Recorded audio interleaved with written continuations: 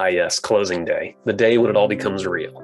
The day when the hard work and perseverance pays off and the parties trade the proverbial cash for keys. For the seller, it's a relatively brief event, usually only about 30 minutes, because sellers typically only have a handful of documents to sign.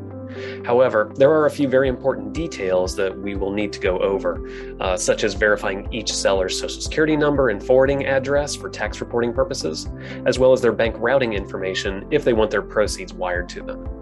Buyers have significantly more to sign. The average loan package contains about 80 pages that will need to be reviewed and signed.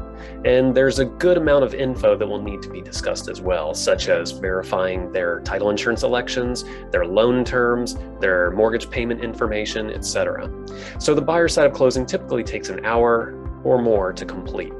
For both parties, though, the process itself is essentially the same. You arrive at your scheduled time. We collect the IDs of each signer to verify their identity, and then we head into the conference room. Your settlement agent will then go through the settlement statement with you, line by line, explaining each debit and credit and fielding any questions that you may have about them.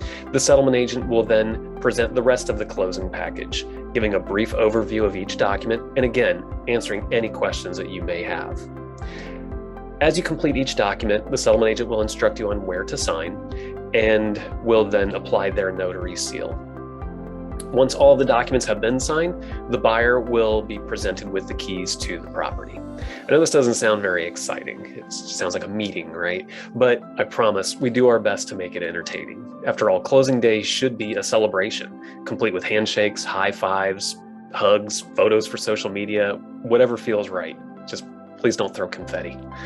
As always, feel free to reach out to us if you have any questions or concerns about your closing. We're always happy to help.